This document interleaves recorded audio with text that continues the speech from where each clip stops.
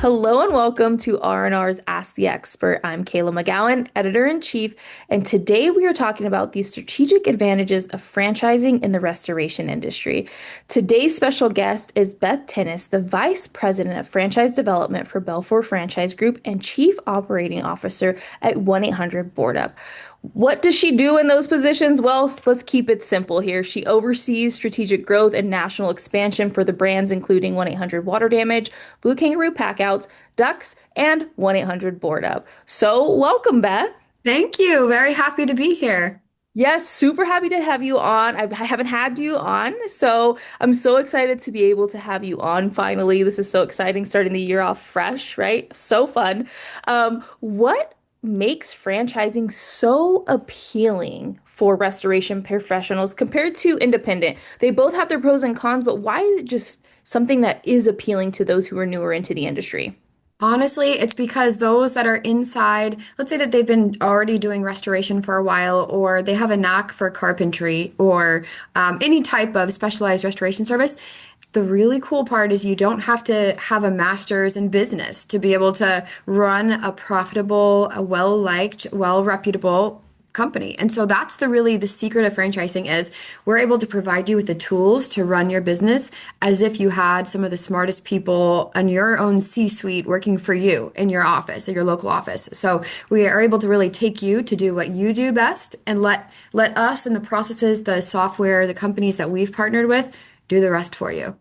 Yeah, that's a really great explanation of that because I think sometimes people coming in or who have been into the industry for a while are making these decisions. They're like, what's the difference? What makes it a good decision? And you said that best, honestly. Like, it's really cool to hear that out loud because I think some people just have so many questions when it comes to the world of do I go independent? Do I go franchise? What are the pros and cons? And you just literally said that in what, two sentences? Beautiful, beautiful job. So, how do franchise models help reduce the risk of new individuals in the restoration industry, but even those who have been in the industry for a while?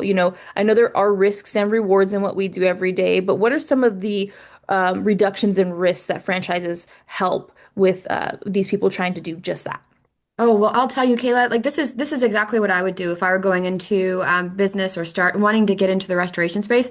I would buy one of the brands that you can kind of see up here on the wall. Like I would buy one of these franchise models because you're able to have a look inside. In the franchising world, it's called FDDs. So the literally the franchise disclosure document, and so you can see in there how all of the current and past franchisees are performing. So you can see the top 50%, the lower 50%, what's the average revenue, and that will tell you just ahead of time.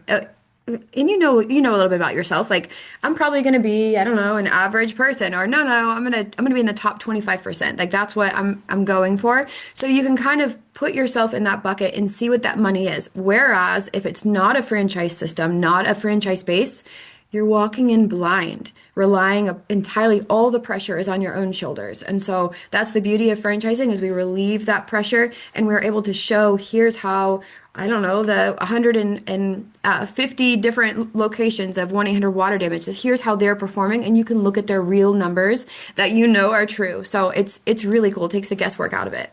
Yeah, that's really cool to just kind of hear that out loud and think about that because I think a lot of times when you're starting to go into that ownership role or a new experience, it can be super overwhelming, but this alleviates a lot of that overwhelming feeling that you have because, like you said, you can see the data, you can understand where the top 50, the lower 50 sit, and where you are as a person. How do you operate? What are your goals and admirations, right? So you're able to kind of put yourself in those positions and say, okay, no, I know I can do this, and I know with the foundations that are provided, I will succeed. So that's really cool to hear because I think a lot of times when you're going into a market, who knows what it looks like truly, right? That's right.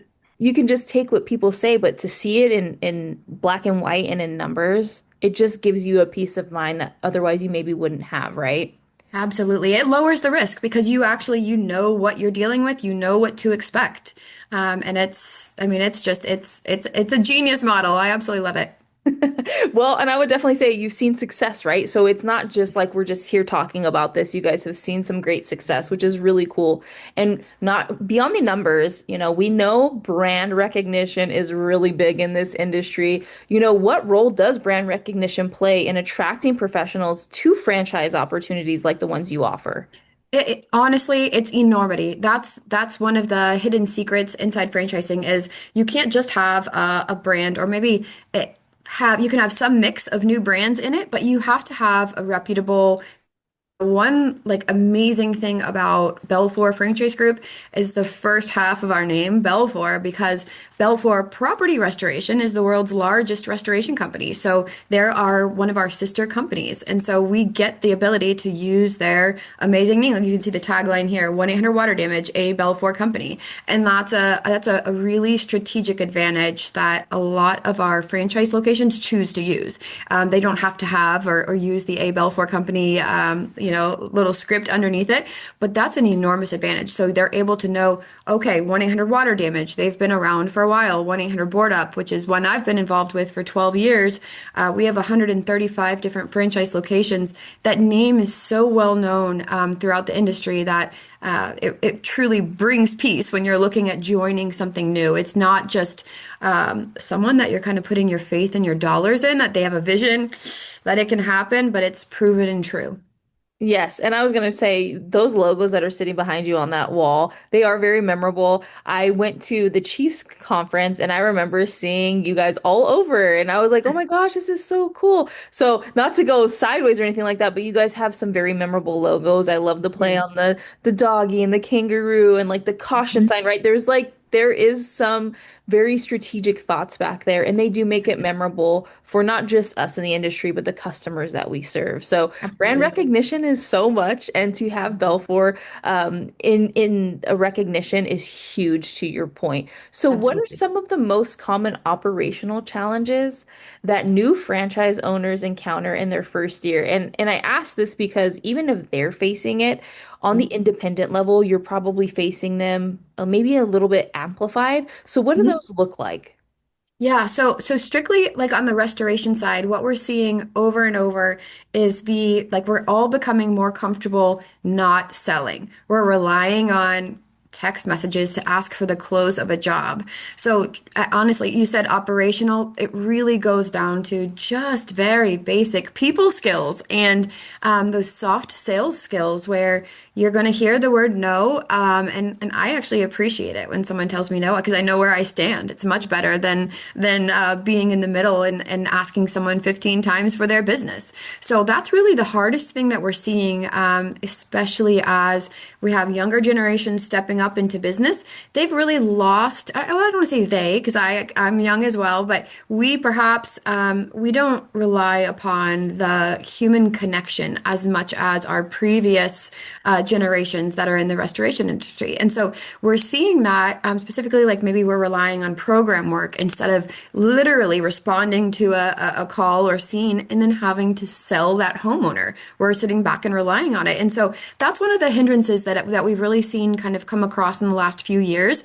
And it's entirely changeable. This is something that is completely trainable. So you can get your staff, if you look and you see it's some of your estimators out there, perhaps, or project managers, right, that are really kind of struggling. And whether it's you analyzing their close ratio closer, knowing each of those KPIs, those key performance indicators that your business should be all over, look per employee and look for opportunities to improve. You can even set up competitions among estimators to improve their close ratios. But that's definitely one that we see is it's not even that they aren't computer technologically savvy. It's truly that we're seeing less and less developmental sales skills out there. And that's been pretty shocking.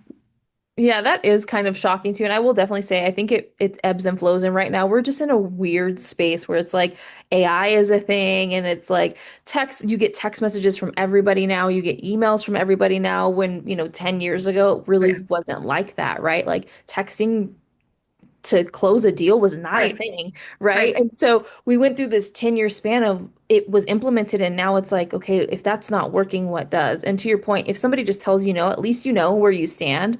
And Yes. I think oftentimes we do rely upon automation, and Yes. we have to kind of, okay, if that doesn't work, obviously they need that human connection. And so it's not one size fits all. And I think with you guys, you're able to see that, right? Especially with the several brands that you guys have under your umbrella. They have different purposes, right? People are Yes. going through different types of losses. So it's very interesting to kind of see what that looks and feels like. But to your point, you know, you're able to get ahead of that and implement what you need to implement for your Well, guys' and team. that's it, because we see it from a larger scale, right? And so once we're alerted, one of the brands, perhaps, there's a couple struggling franchisees, we can really dig in there. And I myself have I looked at some calls. This was about a year ago for one of our brands here on the operational side, and I asked to listen to them. So I listened to one, and literally the gentleman restoration company owner, he said, all right, I've got some stuff to do, so I'm going to text you, and I'll give you some details by text, all right? And I'm like, okay. And so then I asked to see the copy of the text, and he sent it over to me, and it literally is, hey, so are you going to choose us or go with someone else? Oh And no. text message, like black and white. And so we're able to see, all right, I think we need to do some on the operations side. We need to do some better training and equipping of here's what, not just here's what you don't do, but here's Yeah. how to ask for the sale better. Like to your point, truly, like utilize texting, utilize it, but you want to be sure that you're phrasing things in a way that's going to help you, not hurt you. Yes. And I would definitely say too, some people even just asking, would you prefer this over text, email? How would Right. you just asking that question too? I mean, Yes, it's just and we're busy, right? We're in a industry that just never stops. And so no fault to him at all. He that's was right. doing what he thought was best at that time. And That's so right. I think it's every generation has a different way of communication They skills. do. And I think sometimes we serve the older generation and they're like, no, I want it in paper. And you're like, Right. physically, you want me to take it to you? And they're like, Yeah. yeah, that's what I want. Then you have like the people in between our generation and even the younger generation who are like, yeah, just shoot me an email or like text me. And Right. the younger generation would be like, why would you even ask me? Like, just send me a text message, right? At That's that right. point. Don't even And try to call me. Yeah. right. So it's like we have to understand the emotional side of things for people and really where they are in their mindset. So, those obstacles are really real because it shows you why you aren't converting, or maybe you're converting at a higher level with a specific generation and it's because of what you have in place, and maybe that's something you tweak a little bit for the other generations that you're working with. And it's really important to do just that, right? And this industry is ever evolving. What works today may not work next year, right? Honestly, it's constantly changing. And that's actually another great sales pitch for a franchise, because we're able to see those trends and quickly pivot to newer technology, newer operational efficiencies, have new trainers come in. And that's really a beautiful part about being a part of a franchise group is you're not just out there on your own, kind of relying on, I don't know, like mentorship to give you something new. You're paying into an organization who's out there to help you succeed, and that's really cool. Yeah, or the one thing I like to hear is gut, right? You're like, oh, I'm just gonna go off my gut. And sometimes your gut is wrong, and Yeah, that's really scary in the industry that we're in, right? Because your gut doesn't pay the bills, it doesn't keep customers happy, and there's right. just a domino effect of things. But you kind of took me to one of my next questions that I had in mind with the network that you guys have and how all of your owners are supported and support each other, not with training and technology and even compliance. How does that really happen in your guys' network and what makes it really special? So there's a couple different ways I could answer that question. The first one I'm going to answer because we have an entire like a job role inside each of our brands. They're different brands, different job roles called a regional business coach. And that business coach is someone who has literally been in that exact sector. So if you take ducks, for instance, like a coach that's been in HVAC and dryer vent cleaning, and he's actually done the work himself physically. So when he's trying to tell you how to write an estimate or to fix a coil inside a system, he's not just going on ChatGPT and like reciting it to you because he's just graduated college and with no experience. That's really one of the beauties of the way that Belfour Franchise Group is structured is no matter which business that you end up landing in within our family, we have literally full-time mentors, so to say, these business coaches that are successful, and they will train you at 3 a.m. if you're on a job like Hoods. It's one of our other companies. If you're on a I don't know, the roof of a Wendy's cleaning their commercial hood, right? If you're over there doing that inside their kitchen and you have a question, you're going to have to call someone at 3 a.m. in the morning, right? And you want to make sure that person's going to reply. And also that you don't have to pay them $1,000 just for giving you some advice on there. And that's one of the really cool concepts that Belfour Franchise Group brings into it is we give the experts to you to support you. But the second way I want to answer your question is through the relationships that we have at Belfour Franchise Group. We have 15 different brands at the moment, and we are constantly adding. So we've got our eyes set on some more additions coming soon. But we have a program that's called market domination meetings. And so what's really cool about it, there's one going on next month, for instance, in Reno, Nevada, where 9 of our franchise brands and the Belfour Property Restoration get together and are able to connect in the same room and share thoughts, ideas, industry trends, market events that are coming up. And that has been really groundbreaking for our franchisees to all be together learning from each other. Because while we at corporate, and that's why I said number one, our regional business coaches are amazing. They are, I could sit there and listen to them for hours because they're all like the top guys in their field. It's incredible. And so, but these are people inside your market that are also operating a business just like yours. And they need to close jobs to pay their bills and feed their kids just like you do. And so that's been a really great resource that we've seen come through in our franchise group world. Yeah, and I would definitely say it's real time too, right? We're not like taking data from 2 years ago and sharing it because we That's we right. know this industry has changed so fast. And I Yes, I feel like even where we were last year, this time it's so different, right? Like it's ever evolving and things change. And so to be able to meet with people and network with people that are in the same trenches as you makes it extremely important for the success of you and your business, which is really, really cool.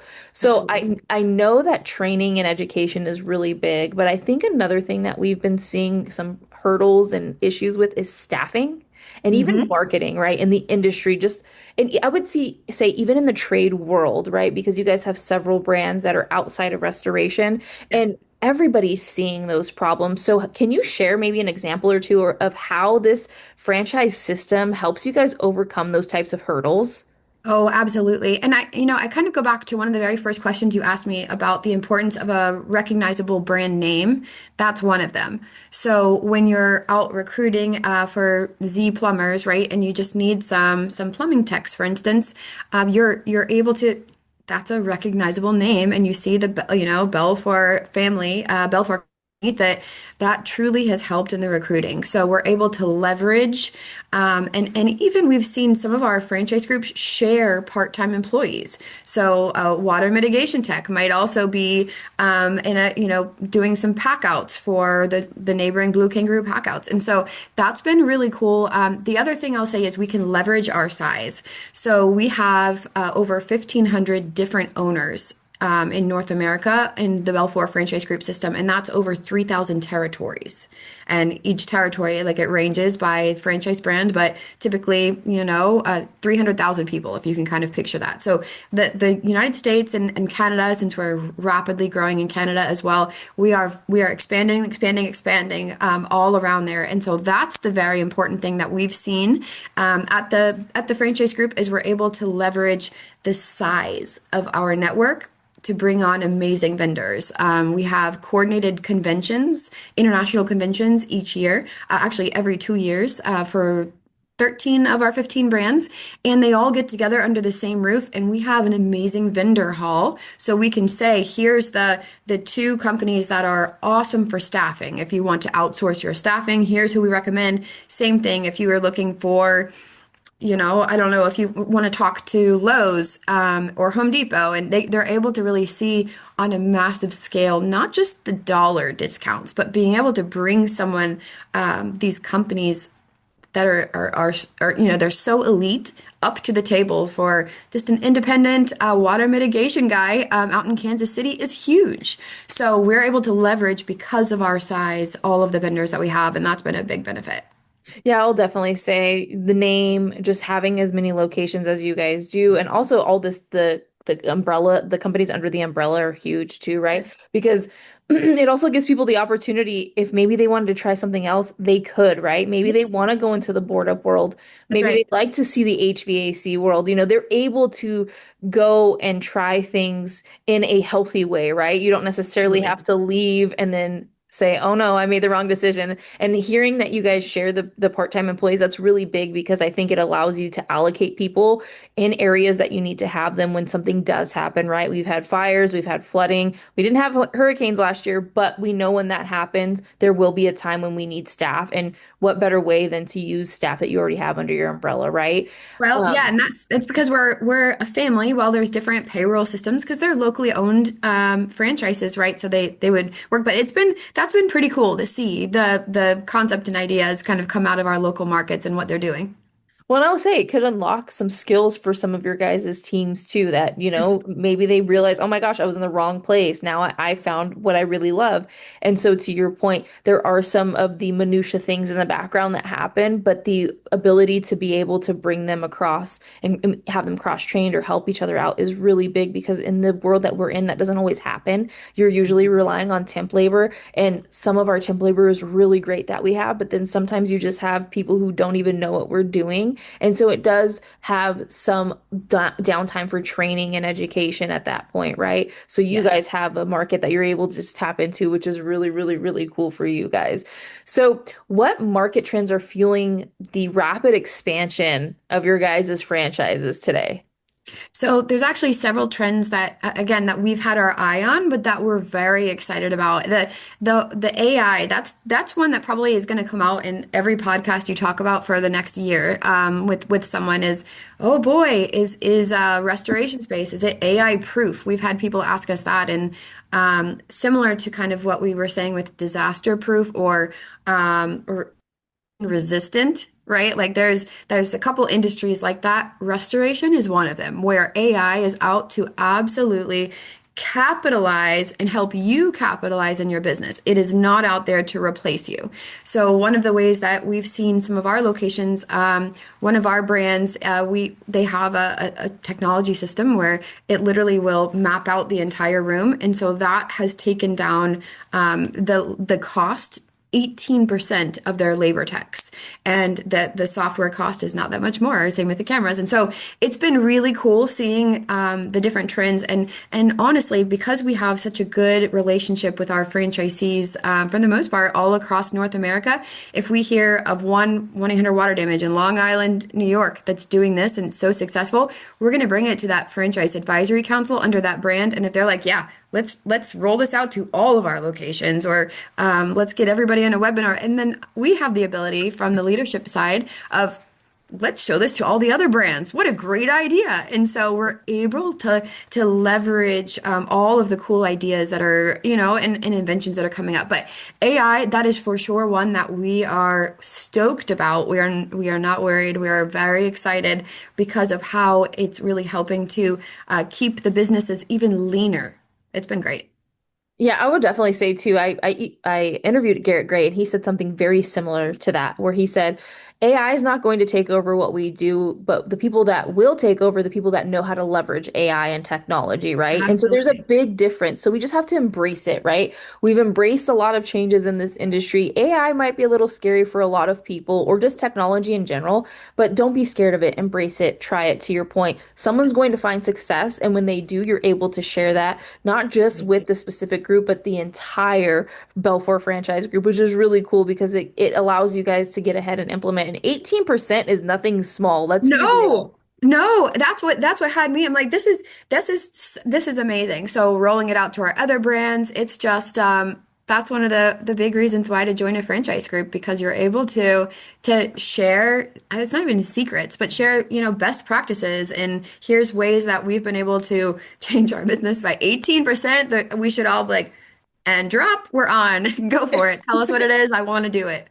Exactly. And I think it's one of those things like the learning curve and the implementation curve is not as large as it would be if you were any other situation. Sorry, loss of words there. So I want to talk about something that I know has becoming a bigger service offering, if you will, in this industry. And it's pack outs, right? I think that we've seen that take off in the last couple of years, at least the 10 Yeah. years that I've been in this industry. I would say the last two or three have been huge. People are talking about it. Even contents is a big thing Mhm. now Yes. in the last, couple of years. I've seen it kind of really take off. I know you guys are too.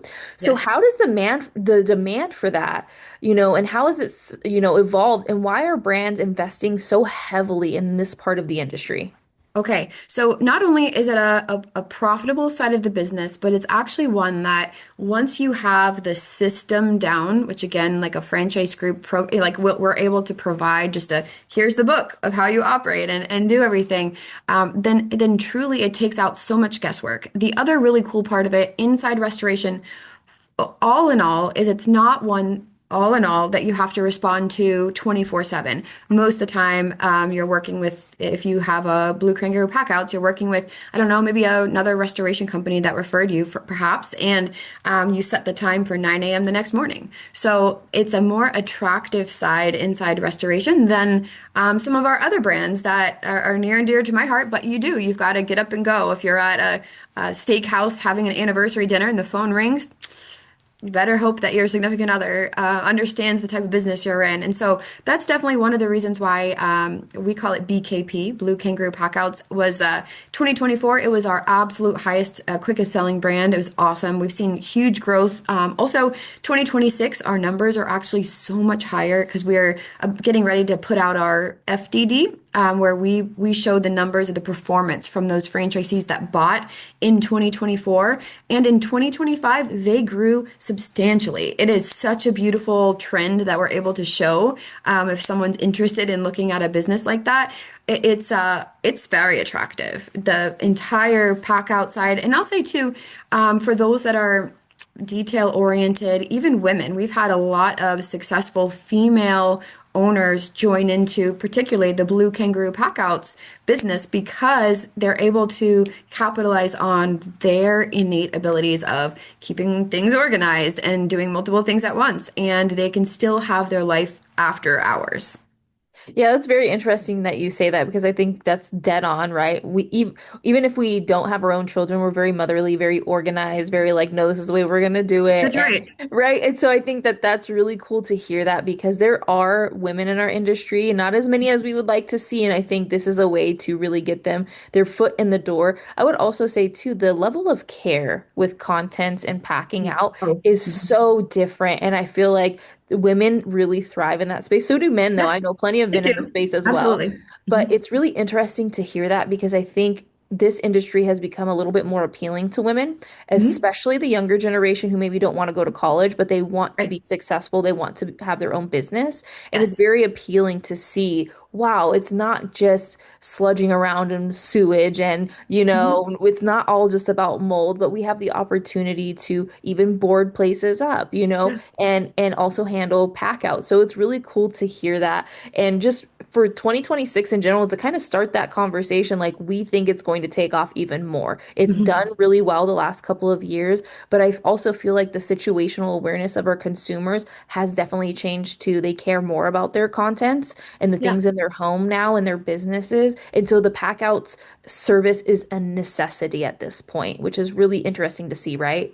It is. And for those that might be listening that aren't quite sure exactly what is contents, right? Like if you aren't terribly familiar with it, essentially if you were to like to pick up your house and flip it upside down and shake it, anything that falls out, that's the contents. And so someone has to go through and count and restore all of the photo albums that you had, or they look at the forks that were in there and your insurance, if the damage is, if it's cheaper to, for instance, to be able to clean those forks than buy new forks, then that's what somebody's got to do it. And so it's a job that is literally required.